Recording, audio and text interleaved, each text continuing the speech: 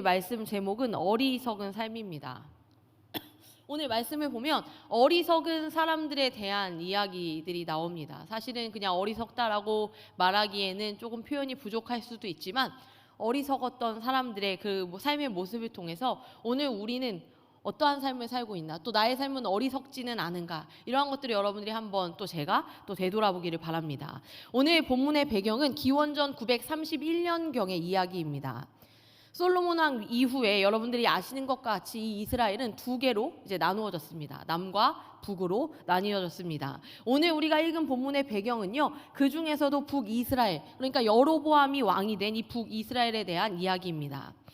이 북이스라엘의 왕이 된 여로보암에게 한 가지 좀 불안한 그러한 것들이 있었습니다. 그게 무엇이냐면 성전이 이렇게 두 개로 나누어졌는데 중요하다라고 여겨지는 그 상징적인 성전, 이것이 예루살렘에 있는 거예요. 그러니까 북이스라엘이 아니라 남유다에 있는 이 예루살렘에 있기 때문에 때가 되면 이 북쪽의 북이스라엘의 백성들도 예루살렘 성전으로 가는 겁니다. 그러니까 이제 그럴 때마다 이 성전, 너무나도 이 사람들에게 굉장히 중요한 상징이거든요. 근데 이 성전이 있는 이 남유다 쪽으로 민심이 기울지는 않을까? 그냥 내가 남쪽에 사는 게 낫지 않나라고 흔들리지는 않을까? 남쪽이 더 하나님의 은혜가 있을 것 같다라고 생각하면서 흔들리지는 않을까? 뭐 이런 생각을 이제 여로보암 입장에서는 하는 거죠. 그래서 여로보암은요, 안 되겠다. 이 유다에 있는 이 예루살렘에 있는 이 성전, 이것을 대신할 어떤 대체의 것을 우리의 이 땅에도 세워야겠다라는 생각을 하게 되는 겁니다. 그래서 이 여로보암은 이스라엘에게 있어서 역사적으로 의미가 있는 이 베델, 그리고 영토의 북단인 단에 하나님을 상징하는 금송아지를 만들어요. 사실은 근데 금송아지가 하나님입니까? 아니죠. 그런데 그 금송아지를 만들어 놓고 하나님이라 여기게 하고 그것을 이제 섬기도록 만드는 거죠. 거기에서 신당을 짓고 거기서 이제 자기의 방식, 자기의 절기를 따라서 제사하게 합니다. 열왕기상 12장 32절에서 33절 말씀입니다. 8째 달 곧 그 달 15째 날로 절기를 정하여 유다의 절기와 비슷하게 하고 제단에 올라가되 베델에서 그와 같이 행하여 그가 만든 송아지에게 제사를 드렸으며 그가 지은 산당의 제사장을 베델에서 세웠더라. 그가 자기 마음대로 정한 달 곧 8째 달 15째 날로 이스라엘 자손을 위하여 절기로 정하고 베델에 쌓은 제단에 올라가서 분향하였더라. 그러니까 지금 이제 자기의 마음대로 이 일들을 하기 시작합니다. 근데 이스라엘 역사 초기에 지금 이 여로보암이 이 금송아지를 주었다는 이 베델은요, 사실은 하나님에 대한 헌신의 상징이 있는 그러한 장소예요. 여러분들이 사실은 잘 알 수도 있고 모를 수도 있는 성경의 인물인데요, 바로 야곱이라는 사람이 있습니다. 이름은 아시죠?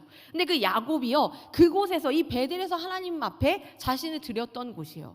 그러니까 이 이스라엘 백성들에게 이 베델은요, 그렇게 또 의미가 있는, 하나님 앞에 자신의 삶을 드렸던 그 헌신의 상징이 있는 곳입니다. 그런데 이 여로보암이 이 성읍을 이스라엘의 주요 종교 중심지로 바꾸어서 예루살렘과 이제 경쟁 구도를 가지려고 하는 거죠. 그러다 보니 이 베델의 종교는요, 점점 더 우상에게 초점을 맞추게 되었습니다.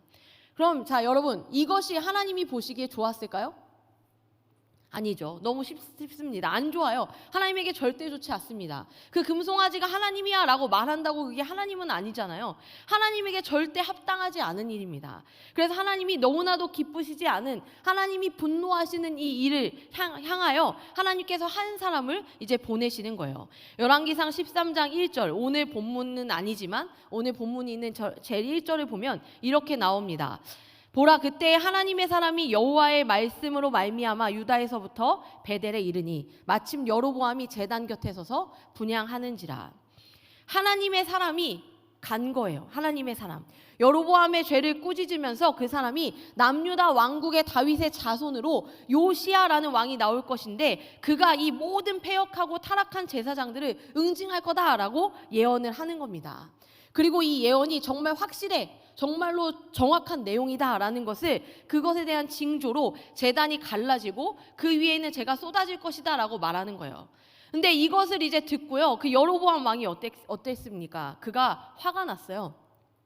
순간적으로 분노하면서 저 자식을 잡아 하는 거죠. 저 사람 잡아 하면서 이렇게 손을 폈는데 이 손이 말라버리게 되는 겁니다. 그리고 바로 곧 이어서 이 하나님의 사람이 말했던 대로 그 징표로 제단이 정말로 갈라지고 그 제단으로부터 재가 쏟아져 내리는 거예요.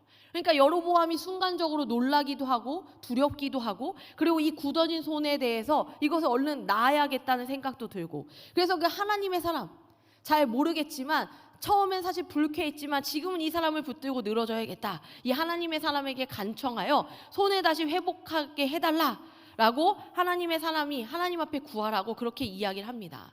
그래서 그가 하나님께 구하니 이 여로보암의 손이 다시 성하게 되는 거예요. 왕은 이제 그 많은 사람들 앞에서 이게 건의가 말이 아니지 않습니까? 그리고 또 한편으로는 기쁘기도 하고요. 죽는 줄 알았는데 살아난 그런 느낌. 이런 여러 가지 복잡한 감정 속에서 이제 이 다시 아무 일도 없었다는 듯이 이 왕의 왕적인 권위도 세우고자 이 선지자를 집에 이제 초청하는 겁니다. 궁으로 초청해요. 그런데 그가 하나님의 명령을 말하면서 단호하게 거절합니다. 열왕기상 13장 8절에서 10절 말씀을 세 번역으로 제가 한번 읽어드리겠습니다. 그러나 하나님의 사람은 왕에게 이렇게 말하였다. 비록 임금님께서 저에게 왕실 재산의 절반을 주신다고 해도 나는 임금님과 함께 갈 수가 없습니다. 이곳에서는 밥도 먹지 않겠으며 물도 마시지 않겠습니다. 주님께서 나에게 명하시기를 밥도 먹지 말고 물도 마시지 말고 온 길로 되돌아가지도 말라라고 하셨습니다. 그런 다음에 그는 베델에 올 때에 온 길로 돌아가지 않고 다른 길로 돌아갔다. 자, 여기까지가 오늘 본문의 바로 앞에까지의 이제 내용이에요. 그렇게 이제 그 사람은 왕의 청을 거절하는 거죠. 그리고 그냥 갑니다. 그런데 이제 이 오늘 본문에 한 사람이 또다시 등장을 합니다. 근데 이 사람이 약간 미스테리해요. 무언가 좀 모호한 사람입니다. 좀 읽어보면 무슨 얘기지? 처음에는요, 말씀 읽어보면 이게 무슨 얘기지? 한참 고민하게 돼요.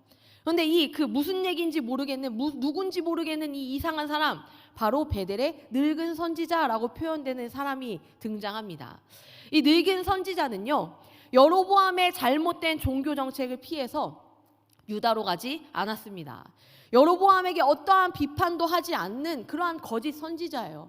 그러니까 사실은 어떤 면에서는 그것에 따르고 싶었을 수도 있지만 어떠한 면에서는 그렇다고 막 부정하기도 두렵고 어려운 상황입니다. 그렇다고 유난을 떨고 싶지도 않고 조용히 그냥 적당히 도망가지 않고 그 여로보암의 정책을 나름대로 옹호하는 입장 안에서 서서 그냥 그 땅에 머물러 있는 그러한 선지자였던 거죠. 그러니까 사실은 올바른 선지자는 실은 아닙니다. 그가 맨 처음에는 어떠한 선지자였는지 모르겠지만 지금 그의 상황은 올바르지 않습니다. 그는 이 유다에서 온 하나님의 사람이 이 베델 성전에서 무슨 예언을 선포했는지, 그리고 그러면서 어떠한 사건들이 일어났다라는 것인지 그것을 아들들을 통해서 듣게 됩니다. 그러니까 이 아들들이요, 그것을 알았다는 거잖아요. 어떻게 알았을까요? 아들들도 그 여로보암이 세운 우상 숭배의 절기 행사에 참여해 있었던 거예요. 그러니까 이제 이 아들들도 아버지와 마찬가지로 지금 하나님을 구하는 삶이라기보다 여로보암의 종교 정책에 순응하며 그렇게 그 가문이 살고 있었던 겁니다. 그런데 이제 이 아들들의 이야기를 듣고요, 오늘 이제 내용이 이래요. 이 늙은 선지자가 하나님의 사람을 만나야겠다라고 생각을 합니다. 그리고서 아들들에게 물어요. 그 하나님의 사람이 어디로 갔냐? 그러면서 나귀의 안장을 지워달라 하고 그것을 타고 뒤쫓아서 그 하나님의 사람을 찾아가는 겁니다. 그리고 마침내 이 하나님의 사람이 상수리 나무 아래 앉아있는 것을 보고 이제 말을 거는 거예요. 당신이 그 하나님의 사람이냐? 라고 묻는 겁니다. 그렇게 만났습니다. 그리고 나서 어떻게 하냐면 이 베델의 선지자가, 이 늙은 선지자가 하나님의 사람을 자신의 집으로 마치 왕이 그렇게 했던 것처럼 초대합니다. 그러면서 함께 식사를 하자. 여로보암 왕과 동일하게 나와 함께 집으로 가서 먹자, 마시자, 쉬다 가라 라고 이야기를 하는 겁니다. 그런데 이제 이 하나님의 사람이 또 어떻게 했을까요? 어떻게 했을 것 같아요? 그걸 왜 나한테 묻냐고요? 우리가 읽었습니다. 그 말씀에 있어요. 어떻게 했냐면 여로보암의 왕의 제안을 거절할 때랑 똑같이 말해요. 하나님이 이거 밥도 먹지 말라 하고 물도 마시지 말라 했다. 이러한 이야기를 똑같이 하면서 그래서 나는 당신의 집에 갈 수 없다라고 거절하는 겁니다. 그러니까 이제 이 늙은 선지자가요, 그 순간 포기하지 않습니다. 어떡하지? 하면서 그 사람에게 거짓말을 하면서 그 사람을, 하나님의 사람을 설득합니다. 뭐라고 거짓말하냐면, 하나님이 그를 데리고 돌아와서, 하나님의 천사가 나에게 나타났는데 당신을 이렇게 데리고 돌아와서 떡을 먹이고 물을 마시게 하라라고 하셨다는 겁니다. 그러면서 나도 선지자다라고 얘기해요. 그러니까 이제 이 사람 어떻게 됐을까요? 속아 넘어가죠.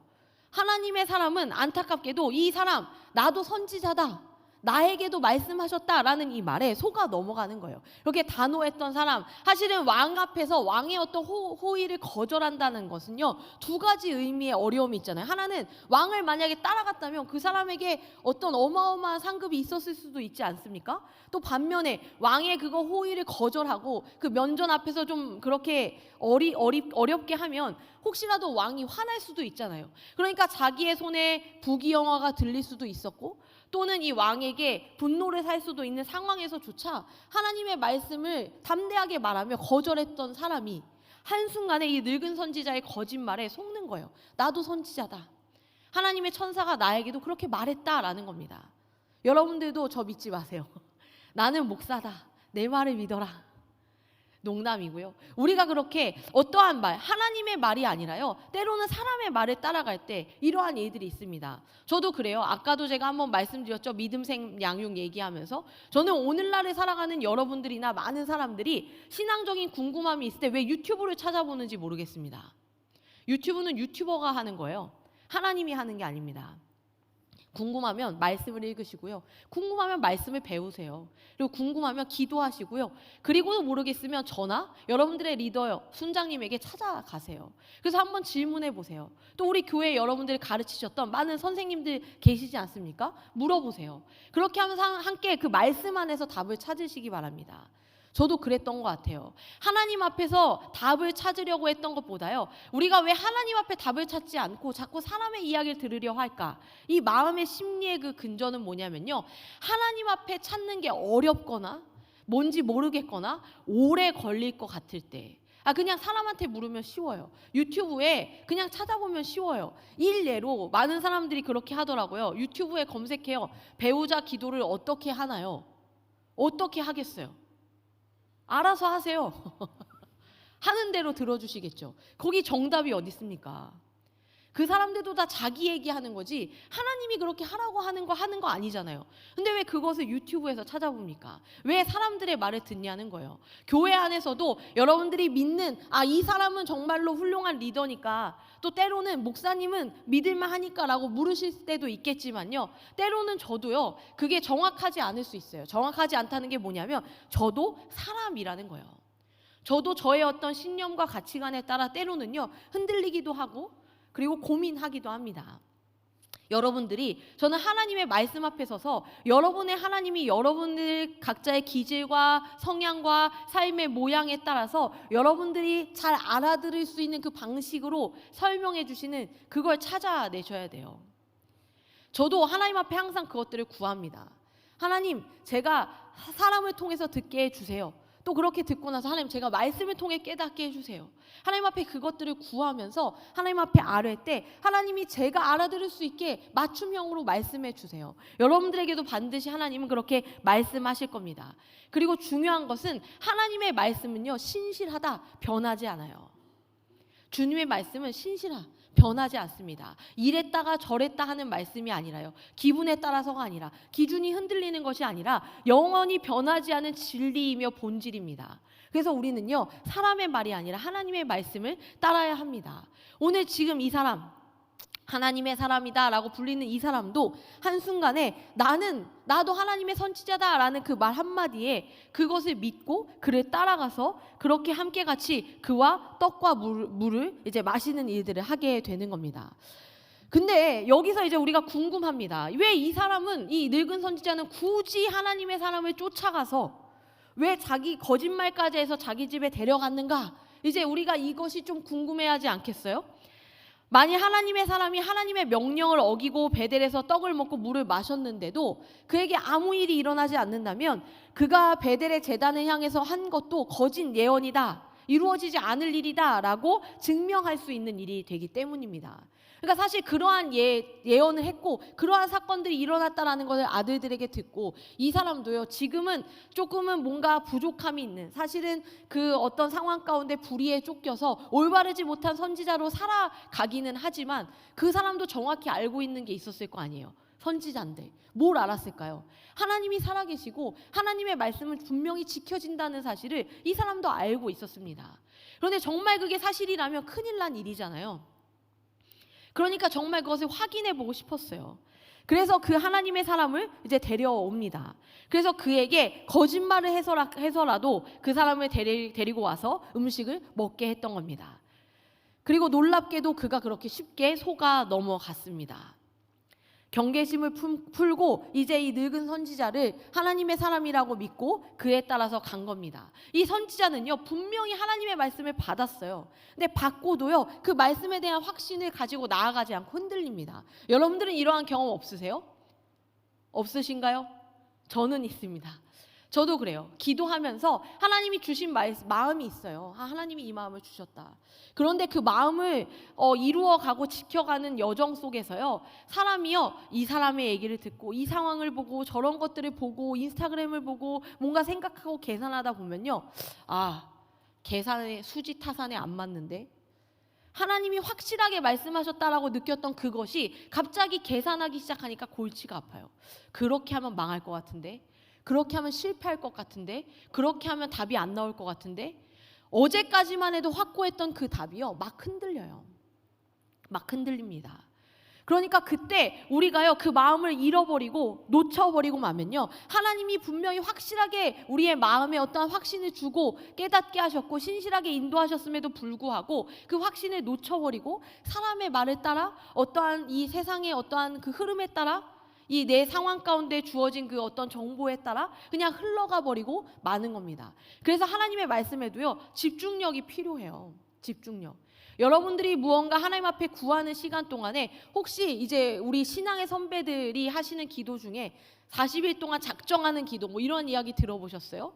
그 기도는요 40일 동안 작정하고 하나님의 멱살을 붙들겠다 뭐 이러한 게 아닙니다. 그 작정을 왜 하는 걸까요?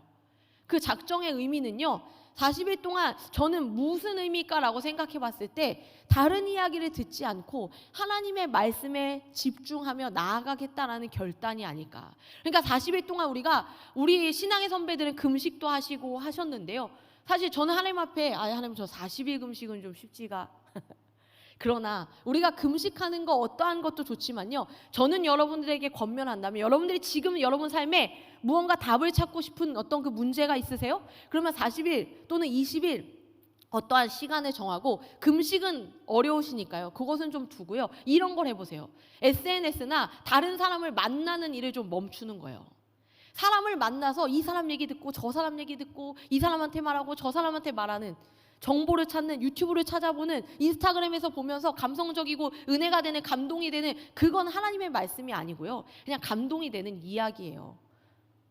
그거 말고 한 20일 동안 내가 다른 사람 만나지 않고, 20일 동안 사람 못 만나면 죽는 거 아니잖아요. 좀 만나지 않고 좀 어떤 SNS 좀 끊고 나 좀 기도하면서 하나님의 말을 좀 집중해 보겠다. 기도를 열심히 하는 게 어렵잖아요. 근데 기도를 열심히 한다는 건 단순히 많은 시간 무릎을 꿇고가 아니라요 하나님 앞에 몰입한다는 거예요. 하나님 앞에 몰입한다는 거 다시 말씀드려요 사람이 아니라 다른 것이 아니라 하나님 앞에 집중하며 나아갈 때 하나님이 말씀하시는 그 세미한 그 음성들, 그 방법들, 여러분들에게 뭔가 다른 사람이 절대 얘기해 준 것은 아닌데 나에게 뭔가 깨달아지는 무언가가 있어요. 우와, 이게 뭐지? 다른 때는 목사님의 설교가 너무 지루하고 졸렸는데 어떤 날에는 갑자기 이 말씀은 나를 향한 말씀이야 하면서 띵 하고 오는 그 무언가가 있다니까요. 그것을 통해서 여러분들이 하나님 앞에 하나님 이거예요? 하나님 이렇게 말씀하시는 겁니까? 하나님 앞에 확인하고 다시 기도하는 그러한 여정들을 한번 해보세요. 그러면서 그 하나님의 말씀이 어떻게 여러분들의 삶을 신실하게 이끌어 가시는지를 경험해 보시기를 바랍니다. 결국에는 어떻게 됐을까요? 이 함께 음식을 먹고 있을 때에요 이 어떠한 일이 일어납니다. 어떠한 일이냐면 이 여호와의 말씀이요 놀랍게도 이 하나님의 사람이 아니라 그를 데리고 온 거짓말한 늙은 선지자에게 임해요. 하나님의 사람이 여호와의 명령을 어기고 베델로 돌아와서 떡을 먹고 물을 마셨으니 죽어서 조상들의 묘실에 들어가지 못할 것이다. 그러니까 이 말은 뭐냐면 죽을 것인데 너의 땅으로 돌아가지 못하고 그냥 여기서 죽을 거다라는 그 심판의 말씀이었습니다. 하나님의 사람을 속인 이 사람에게, 이 선지자에게 하나님의 말씀이 임했습니다. 그래서 그가 그 말을 선포했어요. 하나님이 그의 입술을 통해서, 거짓을 말했던 그 입술을 통해 진짜 하나님의 말씀을 선포하게 하신 겁니다. 이 선지자는요, 하나님의 사람이 떡을 먹고 물을 마신 후에 그를 나귀에 태워서 이제 길을 떠나 보냅니다. 그리고 그 사람은 어떻게 됐을까요? 이 하나님의 사람은 결국엔 길에서 사자에 물려서 죽게 됩니다. 근데 자, 여기서요, 사자에 물려서 죽는다고요? 갑자기 사자요? 갑자기 사자가 나오죠. 이 놀랍게도 이 사자가요, 이 사람을 물어서 죽이지만 잡아먹지 않아요. 그리고 그 옆에 그냥 있어요. 그리고 나귀도 잡아먹지 않습니다. 사자는 나귀를 먹든 사람을 먹든 뭔가 나귀는 도망가고 난리가 나야 되는데요, 한 사람은 물려서 죽어 있고 사자 옆에 있고 나귀 옆에 있어요. 되게 이상하죠? 이것은 뭘까요? 하나님의 뜻에 따라서 이 사자가요, 자기가 무언가 물어서 먹어야 되는 이 사자로서의 이 자기 본능을 억제하며 사람도 나귀도 먹지 않고, 또 반대로 나귀는 도망쳐야 되는 이 상황 속에서도 사자 옆에서 이 본능적인 두려움을 이기고 시체 옆에 지키고 있는 거예요. 동물조차 하나님의 뜻을 나타내기 위해 지금 순종하고 있는, 하나님의 뜻을 나타내는 도구로 쓰인 것입니다. 그런데 이제 결국 이 부름받은 하나님의 사람은요, 순종하지 못해서 죽임을 당하게 되는 겁니다. 그리고 그 사람 베델의 제단을 향해서 이 하나님의 사람이 선포했던 예언은요, 300년 뒤에 요시야 왕 때 진짜로 그 말씀대로 성취가 돼요. 그런데 정작 하나님의 말씀을 전하기 위해 그 길을 갔던 이 하나님의 사람은 하나님의 명령을 어기고 결국 길에서 그렇게 죽임을 당하게 된 것입니다. 자, 그렇다면 여기에서 우리가 이렇게 생각할 수 있습니다. 그의 어떠한 삶이 실패인가? 그러나 그는요, 그의 죽음이 헛된 것은 아니었습니다. 실패가 아니었다는 거예요. 왜냐하면 그것을 통해 맺은 열매가 있습니다. 어떠한 열매일까요? 이 늙은 선지자입니다. 그는요, 이 하나님의 말씀이 진실이라는 확증을 그 사건을 통해 얻게 되었어요. 하나님의 말씀이 진리이며 반드시 이루어진다라는 것이 증명되는 결과를 낳았어요. 그는 거짓말로 이건 절대 이루어지지 않을 것이라는 걸 증명하고 싶었던 건데, 반대로 어떻게 돼요? 정말로 이루어질 그러한 일이다라는 것이 증명된 거예요. 그 늙은 선지자가 아무리 속여서 하나님의 명령을 어기고 피하고 도망하려고 해도 하나님의 이 말씀이 진리임은 변하지 않고 하나님의 말씀은 반드시 이루어지는 것입니다. 이 늙은 선지자는 하나님의 사람이 죽었다는 소식을 듣고 비로소 여호와께서 하신 말씀이 진리임을 깨닫고 슬피 울면서 그 하나님의 사람, 어찌 보면 나 때문에 죽은 것 같은 이 하나님의 사람을 자기의 묘실에 이제 장사합니다. 그리고 이 사람에게 내 형제여 하면서 눈물을 흘리며 미안한 마음을 갖고 또 나의 잘못과 하나님의 사람의 죽음에 대해서 슬퍼하며 회개하며 그렇게 울게 됩니다. 그리고 또 어떠한 마음으로 울었을까요? 정말로 이 말씀이 반드시 이루어지겠구나. 베델성전에 임할 하나님의 이 심판이 도망갈 수 없는, 피할 수 없는 반드시 이루어질 일이구나 하고 또한 슬피 울게 되었습니다. 사실은 그 모든 것이 악한 상황인 걸 알았어요, 이 선지자도. 그러나 어떻게 했어요? 타협한 거잖아요. 여러분, 타협하는 삶이 얼마나 슬픕니까? 하나님의 사람은요, 여러분들이 몰라서 타협하세요? 알아요. 우리가 진짜 하나님의 사람이 어떻게 살아야 되는지 진짜 몰라요? 아시잖아요. 모를 수가 없어요. 알아요. 아는데요, 우리가 세상 가운데 타협해요. 그렇게 찌질하게 굴복하고 타협하며 살았는데, 그런데 어떤 한 사람이 그 말씀을 지키려고 하다가 죽었어요. 그리고 그 죽음을 통해 반드시 이루어진다, 이 심판은 피할 수 없다라는 것을 알게 되었다고요. 그러니까 그동안 자기가 그렇게 타협했던 삶이 얼마나 아팠겠습니까? 그렇게밖에 살 수 없었던 그 연약한 믿음의 자신의 모습에 대해서 얼마나 아팠겠습니까? 그리고 앞으로 내가 또 어떻게 살아야 할지도 얼마나 두렵겠습니까? 그의 삶에서 그러한 여러 가지 복합적인 감정의 눈물들이 흐르게 되었던 것, 바로 이 한 사람의 죽음을 통해 또 다른 한 사람이 그 사실을 깨닫는 거예요. 저는 여기서 어떤 한 장면이 떠올랐어요. 요즘에 이제 아시안 게임을 열심히 보면서 마치 이제 수영을 릴레이하고 이제 계주를 하듯이 어떤 이 하나님의 사람에게서 시작된 일이 늙은 선지자에게 이어진 것은 아닐까라고 생각이 들었습니다. 그 사람의 삶, 이후의 삶, 어떻게 그가 살아갔을까? 그의 마음은 어떠했을까? 그런데 그 묵직한 그 무게가 이제는 자기에게 주어지지 않았을까? 여러분들에게도 그 무게는 주어져 있습니다. 여러분들에게 그 죽어간 하나님의 사람의 바통이 여러분들에게도 주어진 거예요. 이 땅 한복판에서 지금 이 세상을 살아가시면서요, 여러분 언제까지 하나님 믿는 거 이렇게 적당히 숨기며 사실 거예요? 언제까지 그렇게 타협하면서 언제까지 그렇게 불투명하게 사실 거예요? 그리고 언제까지 그렇게 하나님 앞에 땡깡 부리고 버티고 안 믿어진다, 없는 거 아니냐, 내 삶을 보니 답이 없다, 하나님이 있으면 이럴 수가 없다, 엄마나 믿어라, 그건 엄마의 하나님이다, 당신의 하나님이다 이러면서 부정하실 거예요. 그걸 언제까지 하실 거예요? 언제까지 그렇게 시간을 허비할 거예요? 언제까지 그렇게 어리석게 살 거냐는 거예요. 그 어리석은 삶이 이렇게 돌아와서 결국에 한 사람의 죽음을 보고서야 아 맞아, 하나님 살아계시지, 아 맞아, 하나님의 말씀 반드시 이루어지지, 그것을 그때 가서야 깨달으실 거냐는 거예요. 오늘 그 바통을 주어 받은 여러분은 어떠한 삶을 사시겠습니까? 여러분들이 아무리 어떠한 말을 하고 아무리 버텨도요, 여러분들의 삶이 얼마나 힘들어서 여러분들이 그 삶에서 부정하려고 해도 부정한다고 하나님이 계시지 않는 것이 아니고, 부정한다고 해도 오늘 말씀처럼 하나님의 말씀이 사라지지 않습니다. 하나님의 말씀은 반드시 이루어지고 하나님은 반드시 살아서 역사하십니다. 그렇다면 여러분, 오늘 우리의 삶에서 우리는요, 이 어리석음을 멈추고 내 삶을 보니 하나님이 없어가 아니라요, 왜 여러분 삶을 보고 하나님이 없다고 해요? 하나님의 말씀을 보고 하나님이 계심을 믿으세요. 그리고 그 하나님을 붙들고 오늘 나아가십시오. 이 어리석은 삶을 멈추고, 누구 때문도, 엄마 때문도, 나 때문도 아니라요, 여러분 스스로가 그 하나님을 믿는 믿음 안에 서십시오. 이 세상 한복판에서 애매하게, 모호하게, 힘들 때만 하나님 찾고 그러지 마시고요, 지금 그곳에서 그 시간 가운데 하나님을 붙들어 내십시오. 하나님의 말씀 가운데 살아가십시오.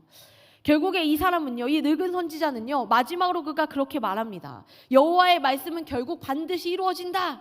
이것이 바로 오늘 이 이야기의 결론이에요. 이 늙은 선지자 뭐지? 무슨 얘기지? 했던 그 결론이 바로 이거라는 거예요. 하나님의 말씀 반드시 이루어진다. 어떠한 일을 해봐라, 절대로 막을 수 없다. 하나님의 일하심은 멈추지 않는다. 선하신 하나님은요, 반드시 하나님이 하셔야 할 일들을 하십니다. 그러면서 오늘 33절 34절이 마지막 구절에 보면 이제 어리석음의 끝판왕이 등장합니다. 이 여로보암, 그 사람도 이 이야기를 다 들었을 겁니다. 그리고 사실 자기의 손을 마르게 했고 다시 손이 움직이게 했던 이 선지자, 이 하나님의 사람에 대해 그가 관심이 끝까지 쫓지 않았을까요? 자신의 호의를 거절하고, 다른 사람이면 당연히 궁에 따라와서 뭔가 받고 뭔가 구했을 텐데, 단칼에 거절하고 떠난 그 사람이 사자에 물려 죽었다는 소식이 왕에게 들리지 않았겠습니까? 그 이야기를 다 들었어요. 그게 실제로 일어날 일이다라는 사실까지도 들었어요. 그런데 어떻게 합니까? 이 여로보암 왕의 죄악에 대해서 경고하고 심판을 선언했음에도 불구하고 그는 여전히 그냥 악한 길로 돌아갑니다. 그는 악한 길에서 돌이키지 않고 돌아가서 백성 가운데서 산당의 제사장을 세워요. 여로보암 왕조는 이 죄로 인해 멸망하게 됩니다. 그리고 여로보암은 곧 죽고, 그의 왕위를 계승한 나답도 통치 2년 만에 모반을 일으킨 바하사에 의해서 살해되면서 그 집안은 끝이 이제 나게 되는 거죠. 베델의 이 늙은 선지자는 자신에게 임한 하나님의 말씀처럼 하나님의 사람이 죽게 되었다라는 것을 알았을 때, 이 죽음이 하나님의 말씀을 어긴 결과로 일어났다라는 것을 깨달았습니다. 사자가 시체를 먹지 않고 나귀와 함께 서 있는 그 광경을 통해서 다시 한번 이게 하나님이 하시는 일이구나라고 확인할 수 있었어요. 이게 하나님이 하지 않고서야 이런 일이 일어날 수 없잖아요. 이 동물들이 본능대로 하고도 남을 텐데 그들마저도 본능대로 하지 못하는 거예요. 창조주 하나님의 뜻대로, 그 섭리대로 그들은 그냥 그 자리를 지키게 되는 겁니다. 그것을 보면서 하나님의 말씀 반드시 이루어진다. 소망의 약속이든 그게 심판에 대한 경고이든 언젠가는 반드시 이루어집니다. 이 하나님의 사람의 죽음을 보면서 애통했던 늙은 선지자는 결국에는 이제 자신이 죽으면 자신의 뼈도 그 옆에 두라라고 당부하면서 그가 외쳤던 이 메시지가 참된 것이었음을 인정하게 됩니다. 그렇게 이야기가 이제 끝이 나게 되는 거죠. 하나님은 하나님의 사람의 죽음을 통해서 이 늙은 선지자를 돌이키셨고 또 여로보암의 불순종에 대해서 분명하게 경고하셨습니다. 하나님의 사람의 죽음은요, 그래서 우리가 볼 때는 아니 어떻게 그 한 번으로 그렇게 인생이 죽습니까? 하나님 너무한 거 아니에요? 라고 생각할지도 모르겠지만 그 인생은 그 죽음을 통해서 끝까지 하나님의 말씀이 진실됨을 선포하였습니다. 우리도 기억해야 합니다. 우리의 하나님의 말씀은요, 변하지가 않아요. 그 사람에게 하나님이 말씀하셨던 먹지 말라고 했던 그 모든 명령은 사실은 하나님의 말씀의 권위를 위해서였습니다. 하나님의 말씀이 어떤 이러한 것으로 인해서 일희일비 되지 않고 영원히 지켜질 말씀임을 확고하게 전해야 되는 어떠한 사람에게 그 역할들을 맡겨주신 것이고요. 그는 결국에는 아쉽게도 속아 넘어가서 죽음에 이르게 되지만 죽음으로 그래서 하나님의 말씀이 정말로 진실하고 우리가 믿고 따라야 할 말씀임을 증명한 죽음이 되었다라는 것입니다. 이것에 대해서 우리는 하나님 저는 그래도 이해가 되지 않아요 라고 하실지도 모르겠지만 이 부분은 하나님 앞에 맡겨드리고 그렇다면 오늘 우리는 어떻게 살아야 할까? 우리도 기억해야 합니다. 하나님의 말씀은요 변하지 않습니다. 하나님이 살아계신다는 것도요 그 누가 부인해도요 거짓이 될 수가 없어요. 하나님은 누가 아무리 없다 해도 계십니다. 살아 계십니다. 그리고 그 하나님이 하신 말씀은 진리이고요. 우리가 영원히 따라야 할 길이고요. 그리고 영원히 변치 않을 말씀이고요. 반드시 이루어내실 말씀이세요. 그럼 여러분 이 세상에 많이 변화될 그 많은 변화될 이야기들 그 정보 그 흐름에 따라 살아가시겠어요? 여러분 옆에 있는 그 사람 정말로 믿을만 합니까? 사람을 믿지 말라는 것은 아니지만 그 사람의 말은요 얼마든지 변할 수 있어요. 여러분들의 삶의 절대적 진리가 아니에요. 죄송하지만 부모님의 말씀도 마찬가지예요. 우리가 하나님 앞에 온전하게 서지 않을 때 누구도 그 말이요 정말로 하나님의 말씀이라고 우리는 신뢰하며 갈 수 없습니다. 사람은 그러한 존재예요. 저도 그렇고요. 그렇기 때문에 오늘 우리는요 하나님을 붙들고 서시길 바랍니다. 그리고 지금 오늘의 이 말씀을 통해 여러분들에게 하나님이 말씀하시는 그거 혹시라도 여러분 중에 하나님이 없다라고 의심하는 분 계신가요? 여러분의 의심과 상관없이 하나님은 계세요. 여러분의 어떠한 고민과 상관없이 하나님은요 하나님의 일을 하시고요 살아서 역사하셔서 여러분들의 삶을 인도하십니다. 그 섭리 가운데 여러분들이 있는 거예요. 그게 이해가 안 된다고요? 이해가 안 되죠. 이해가 되면 이해가 되는 신을 왜 믿습니까? 이해가 되는 것은 이론이고 논리고 사람의 이야기 아닙니까? 이해 안 돼요. 그래서 믿는 겁니다. 이해가 되면 풀지 않았겠어요? 이해가 안 되니까 믿는 거죠. 이제는 믿는 방법과 믿지 않는 것 둘 중에 하나예요. 자, 그럼 저 보세요. 뭘 선택하시겠어요? 안 믿는 삶 선택하시겠습니까? 믿는 삶을 선택하시겠습니까? 여로보암과 같이 끝까지 자기 생각대로 자기 신념대로 자기 가치대로 하나님은 없어 내가 신이야 내가 지금 내 손에 주어진 정보 내 삶의 안락 이것을 믿고 따라 살아갈 거야. 그러다가 나중에 불안하면 그때 뭐 하나님 찾아보든지 말든지 하는 그 어리석은 삶을 살면서 돌이키지 않는 그러한 삶을 사시겠습니까? 아니면 자신의 눈앞에서 죽은 이 하나님의 사람을 보고 지금에라도 하나님의 말씀이 진짜 있구나 살아 역사하시는구나 반드시 이루어질 것이구나 라고 깨달아 눈물 흘리는 여러분이 되시겠습니까? 저 때문에 하나님 믿어주지 마세요. 저 때문에 교회 안 오셔도 돼요. 제가 한번 교회 오라고 해서 오지 않아도 돼요. 저 그거 제 도리 하는 거예요. 그것 때문에 오실 필요 없어요. 그런데 여러분 하나님 때문에 예배 드리십시오. 여러분의 부모님 때문에요? 우리 엄마만 하나님 믿는 것 같아요. 나는 우리 엄마 하나님 믿어요. 그러면 여러분 하나님 찾아야죠. 언제까지 그건 엄마 하나님이고 하실 거예요. 그게 엄마 탓입니까? 여러분들이 여러분의 하나님을 찾으십시오. 지금 이 자리에서 지금 그 삶에서 여러분들의 하나님을 붙들고 이 하나님 놓치지 않고 살아가겠다고 사람들 열심히 뻔질나게 만날 시간에 하나님의 말씀을 붙들어 보라고요. 기도할 시간이 없어요? 식기도라도 좀 길게 해보세요. 그 짬에라도 하나님 오늘의 삶을 좀 붙들어 주세요. 맛있게 먹겠습니다. 그 앞에 그 한 줄 못 붙이십니까? 여러분의 중요한 대소사가 있어요. 많은 정보 열심히 학원 다니고 공부하시잖아요. 그런데 그 대소사 앞에 하나님 앞에 기도하셨어요? 하나님 지금 제가 정말 중요한 시기를 앞두고 있습니다. 하나님 지금 전 하나님의 도움이 필요합니다. 그냥 여러분들의 삶 이뤄달라고 비나이다 하라는 게 아니라요. 여러분들의 삶의 주권자 되시는 하나님 앞에 하나님 내 삶의 주인은 하나님이시오니 나의 이 성공과 실패의 결정에 따라 일희일비하지 않고, 그럼에도 불구하고 하나님 나의 삶 붙들고 계시다는 믿음 잃어버리지 않도록 주님 오늘 나에게 그 확고함 주시옵소서. 하나님 붙들 수 있는 믿음 주시옵소서. 돌이키지 않는 믿음 저에게 허락하여 주시옵소서. 그 믿음을 여러분들이 구하고 기도하시기를 바랍니다.